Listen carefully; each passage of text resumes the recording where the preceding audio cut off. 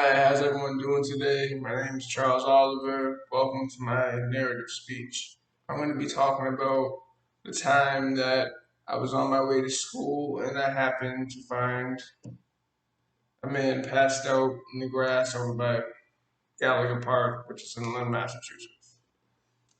I was on my way to school. It was about like 8:30. I overslept that day, so I made a bagel or something. I was a little hungry.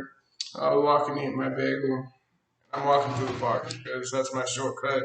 Mm, why not?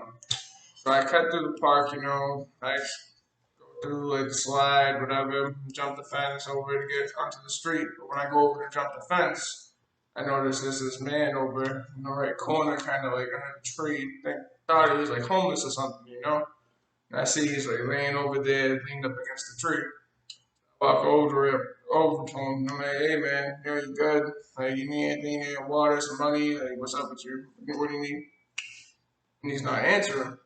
I'm like, all right. So I tap him on the shoulder. Hey, bro, you good? He still isn't answering. I'm like, all right, all right. So I look at him. I start like playing with him, like flicking his nose, like tugging at his ears, trying to make him wake up. He's not waking up. Not happening. Damn, I don't know if he's dead, knocked out, drunk, high, whatever he is. So I call my people and I'm like, hey, yo, I just found dude over here asleep. I don't know if he's dead, whatever. I was touching him. I don't really want to call the cops because I was touching him. They're like, yeah, one, you shouldn't be going over touching and playing with homeless people anyways. I don't know what you were slinging, but you should definitely call the police if he's unresponsive. All right, yeah, it's cool. That's good advice. So I call the police and I tell them, like, hey, I was walking to school. I was a little late. I went to go jump the fence over in Gallagher and I found dude over in the right corner passed out under a tree. I was trying to wake him up, but he's not responsive. So, okay, you mind just staying there? Like, we'll get you a ride to school after we do whatever we gotta do. Just stay there so you can help us out. Yeah, I got you, whatever. So I'm just sitting there posted waiting. I have a couple cops come up, like two cars maybe.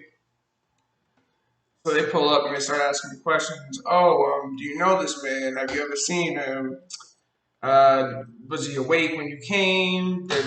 All those types of questions. I'm like, nah, man. I just eat my bagel, but I hopped the fence to get to school, and that same dude. So I was like, yo, I was feeling generous that day, so I was gonna give him some money or something, but he just wasn't waking up. But okay, it turns out that they didn't really want to tell me, but I looked into the police report afterwards. It turned out that the guy OD'd on specific kind of substance that I don't really think I should be talking about in a school narrative speech. But I had came in at the right time to where he was dead. But if anyone else would have found him, it could have been a lot worse. It could have been a lot more mentally scarring to anyone or anything of that matter. I'm really used to things of that nature from my childhood and my past growing up, so it wasn't really too big of a deal. I